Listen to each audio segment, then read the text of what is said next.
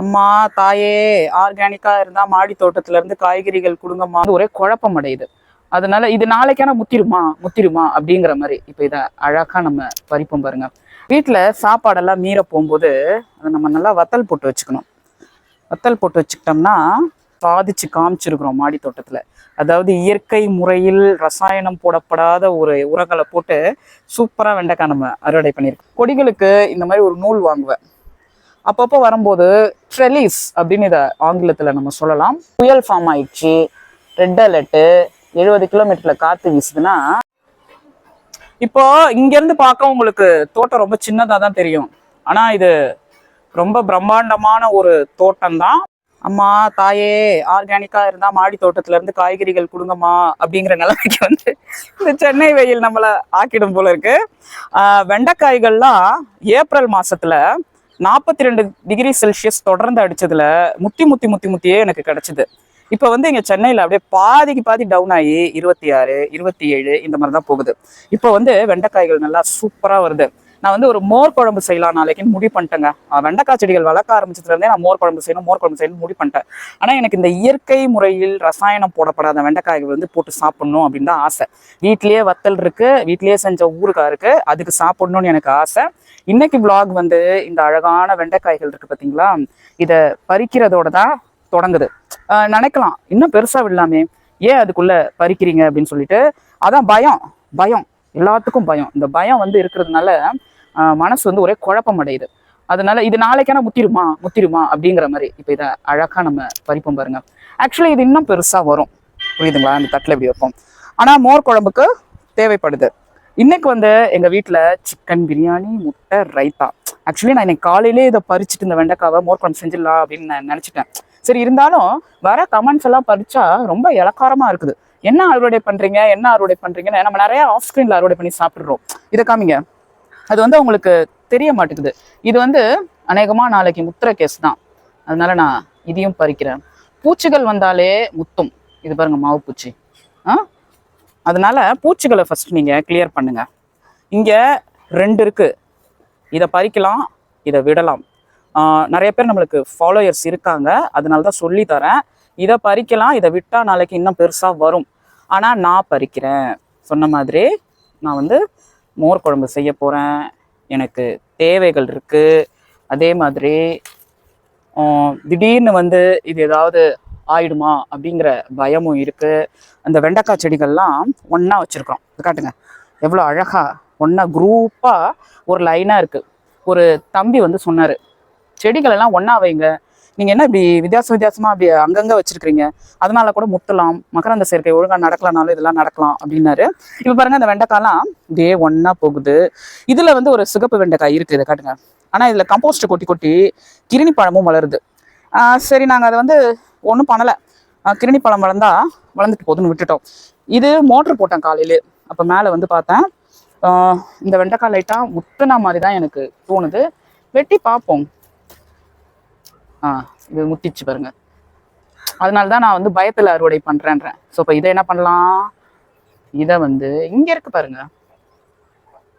இதை நம்ம பிச்சுட்டு உடச்சு பார்க்கலாம். பார்த்தீங்களா, இது நல்லா இருக்கு. ஸோ இந்த மாதிரி வந்து சிலது உயரமா இருக்கு, நல்லா வருது. சிலது குட்டையிலே பிரச்சனை பண்ணுது. இந்த மாதிரி இன்னும் நம்ம வெண்டைக்காய் அறுவடை முடியல. வீட்டுல சாப்பாடெல்லாம் மீற போகும்போது நம்ம நல்லா வத்தல் போட்டு வச்சுக்கணும். வத்தல் போட்டு வச்சுக்கிட்டோம்னா நல்லா சாப்பிடலாங்க, டேஸ்டா இருக்குது. கஞ்சி மீந்தாலும் வத்தல் போட்டுக்கலாம், பச்சரிசியில வத்தல் போடலாம். முடியுதுன்னு நினைக்கிறேன். வெண்டைக்காவெல்லாம் ஒன்றா அடுக்கிட்டோம். வேற எங்கேயும் வெண்டைக்காய் இருக்க மாதிரி தெரில. இதுதான் காமிங்க. 8 வெண்டைக்காய்கள் இன்னைக்கு மட்டும் அறுவடை பண்ணி நம்ம சாதிச்சு காமிச்சிருக்கிறோம் மாடி தோட்டத்துல. அதாவது இயற்கை முறையில் ரசாயனம் போடப்படாத ஒரு உரங்களை போட்டு சூப்பரா வெண்டைக்காய் நம்ம அறுவடை பண்ணியிருக்கோம். இப்போ நம்ம விளாகை வந்து இந்த வெண்டைக்காய் அறுவடை முடிக்க போறதில்ல. அடுத்தது ஒரு முக்கியமான வேலை செய்ய போறோம். வழக்கமா மாடி தோட்டத்திலே காய்கறி தோட்டம் அப்படின்னு வச்சுக்கோங்களேன், அதுக்கு வந்து ரெடி ஆயிடுவாங்க. மேலே வந்து நல்லா இரும்பு கம்பிலே பந்தல் போடுறது, மூங்கில் கம்பியில பந்தல் போடுறது, இந்த மாதிரி நல்லா பண்ணுவாங்க. என்கிட்ட வந்து நான் அந்த மாதிரி பண்ணலைங்க. நான் ஏற்கனவே ஒரு ஷெட்டு போட்டேன். அதனால வந்து நான் பந்தல் போடல. நிறைய இரும்பு கம்பி அங்கேயுமா கட் பண்ணி வச்சிருப்பேன்.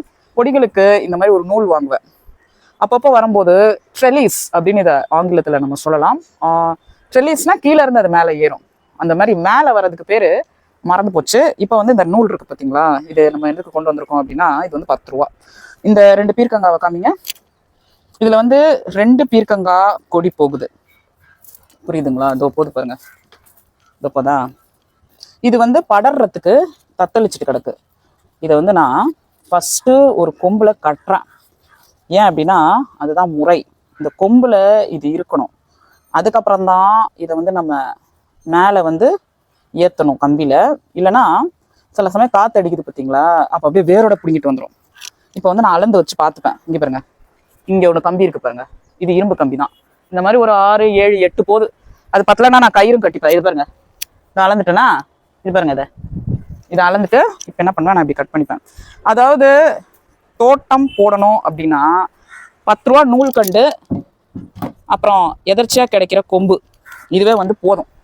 ஏதோ ஒரு டப்பா, பெயிண்ட் டப்பா, இது போன கேனு, இதெல்லாமே போதும். நம்ம வந்து வசதி வாய்ப்பாக இருந்தால் மட்டும்தான் தோட்டம் போட முடியும். வசதி இல்லைன்னா தோட்டம் போட முடியாது. இதெல்லாம் வந்து நம்ம நினைக்கவே கூடாது. மனசு இருந்தால் மார்க்கம் உண்டு.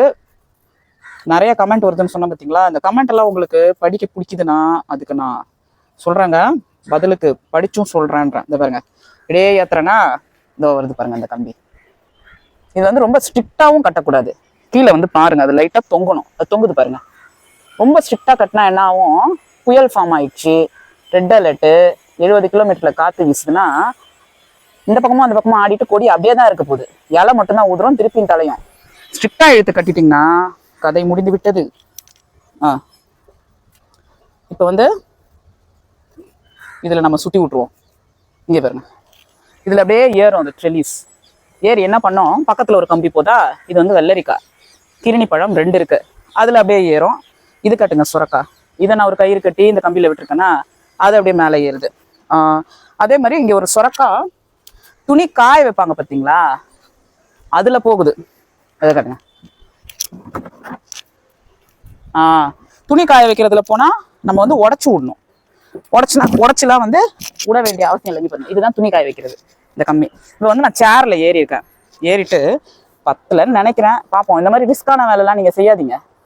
இதை என்ன பண்ணணும், நாட் போட்டு கட்டணும். இருங்க கட்டுவோம்.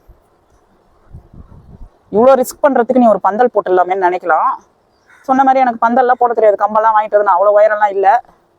இதை கட்டிட்டோமா, இது போது பாருங்க, 1, 2, 3. அதாவது துணி துவைக்கிறதுக்கும் மேலே இதை கட்டியிருக்கு. இதை பாருங்க, இதை இழுக்கிறோம், அந்த பக்கம் இழுத்து இதில் சுற்றி விட்டுருவோம். காமிங்க, இதை இந்த சொரக்காவை இப்படி சுற்றுறதை வந்து காட்டுங்க. இதில் சுற்றிட்டோமா, இந்த டென்டக்கல்ஸ்லாம் இப்போ இதுலேயே வந்து இதில் போகும். அதாவது உங்களுக்கு வந்து ஒரு கொடி நல்லா வளருதுன்னு தெரிஞ்சுட்டா, முறையாக அது ஏறுறதுக்கு பந்தல் இல்லை அப்படின்னா நீங்கள் என்ன பண்ணணும், இந்த மாதிரி கட்டிடணும். நான் நிறைய இந்த மாதிரி தான் கட்டி கட்டி கட்டி கட்டி வச்சுருக்கேன் பாருங்க.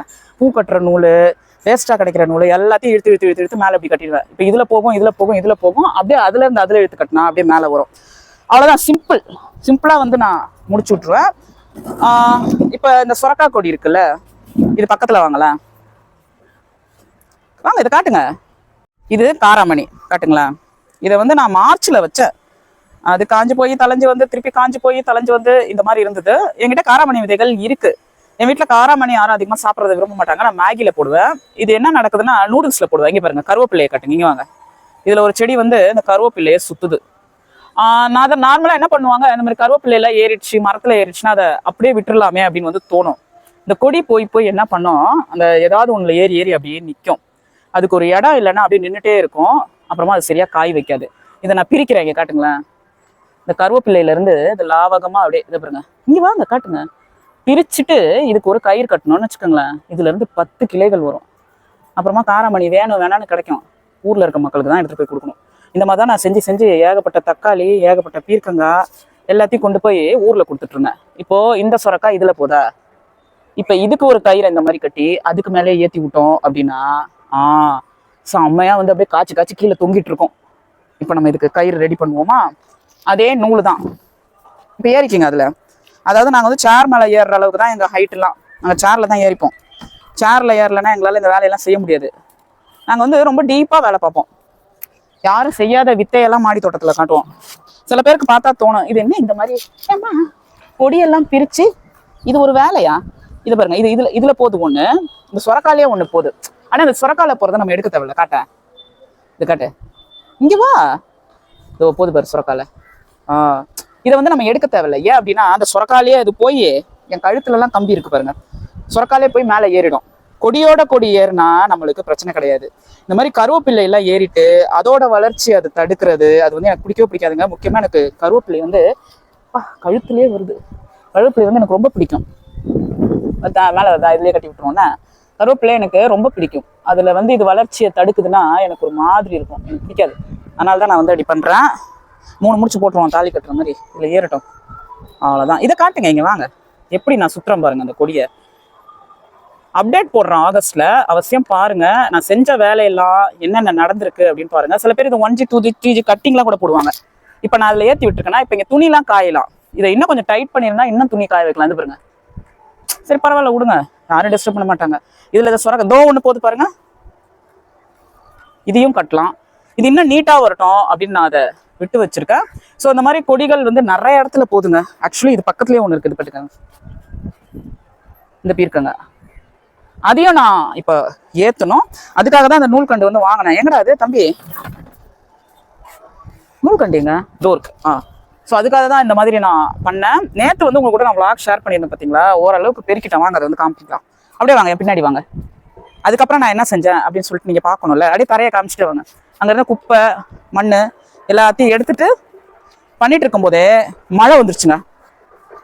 மழை வந்ததுனால இங்க வாங்க, இப்படி வாங்க, இப்படி வாங்க, மேலே தூக்குங்க. இந்த இடம் ஃபுல்லா காமிங்க. அதெல்லாம் நான் ஓரமா ஒதுக்கிட்டேன். இங்க வந்து இருந்த தொட்டிகள் எல்லாத்தையும் நான் எடுத்துட்டேன் பாருங்க. இந்த சேர் வந்து மழை தண்ணி விடுறதுக்காக வச்சிருக்கேன், சேர் சுத்தமா இருக்கட்டும் அப்படின்னு. அப்படியே பார்த்தா இந்த இடம் இருக்கு பாத்தீங்களா, இங்க இருக்க மண்ணை மட்டும் நான் இப்ப எடுக்கணும் ப்ரஷ் வச்சு. எடுத்துட்டா இந்த இடம் ஃபுல்லா காலி தான், அப்படியே ஃபுல்லா சுத்தமா வந்து காலி ஆயிடும். இது ஃபுல்லா அப்படியே வந்து தண்ணி அங்க போகும். எல்லாத்தையும் நான் கிளியர் பண்ணிட்டேன். ஒரே இந்த vlog பண்ணிட்டு எனக்கு கையெல்லாம் ஒரே வலி எடுத்துச்சுங்க. இப்போ இங்க இருந்து பார்க்க உங்களுக்கு தோட்டம் ரொம்ப சின்னதா தான் தெரியும். ஆனா இது ரொம்ப பிரம்மாண்டமான ஒரு தோட்டம் தான். கூடிய விரைவில் நான் கமெண்ட்ஸ்க்கு பதில் சொல்றேன். இது ஒரு 600 ஸ்கொயர் ஃபீட் தோட்டமா இருந்தாலும் ஏகப்பட்ட தொட்டிகள்ங்க, கிட்டத்தட்ட 400 தொட்டிகள் இருக்கு. இன்னைக்கு பாருங்களேன், உங்க கூட நான் ஷேர் பண்ணேன். வெண்டைக்காவை பறிச்சேன், ஒரு 2-3 செடிக்கு நூல் தான் கட்டினேன். அதுக்கே எவ்வளவு நேரம் ஆயிடுச்சு பாத்தீங்களா. அதே மாதிரிதான் நேற்று செஞ்ச வேலைக்கு எனக்கு கையெல்லாம் வலிச்சு வீங்கி போய் அப்புறமா மூவெல்லாம் எடுத்து தடவி நல்லா தூங்கினதுக்கு அப்புறம் தான் அந்த வலியெல்லாம் போயிடுச்சு. ஸோ மாடித்தோட்ட வேலைகள் செய்யறதா இருந்தா நம்மளுக்கு ஹெல்த் ஃபிட் அப்படின்னா மட்டும் தான் நம்ம செய்யணும். நம்ம இஷ்டத்துக்குலாம் நம்ம செஞ்சுட்டு இருக்க கூடாது. இப்போ நேத்தும் வந்து சாரல் மழை தான், அதனால நான் செடிக்கு தண்ணிலாம் ஊத்துனேன். இன்னைக்கும் வந்து சாரல் மழை தான் பெய்யும்னு நினைக்கிறேன், கிளவுட்ஸ் அவ்வளவா இல்லை, அதனால கொஞ்சம் தண்ணி நான் ஊத்துவேன். ஸோ இன்னைக்கான vlog வந்து ரொம்ப நல்லா இருக்கும்னு நினைக்கிறேன். உங்களுக்கு ஏதாவது டிப்ஸ் அவசியம் இந்த vlog மூலமா தெரிஞ்சதுன்னா அவசியம் கமெண்ட் பண்ணுங்க. மேலும் பல வித்தியாசமான vlog பார்க்க நம்ம சேனல் சப்ஸ்கிரைப் பண்ணிடுங்க. இந்த வீடியோக்கு ஒரு லைக் அண்ட் ஷேர் கொடுங்க.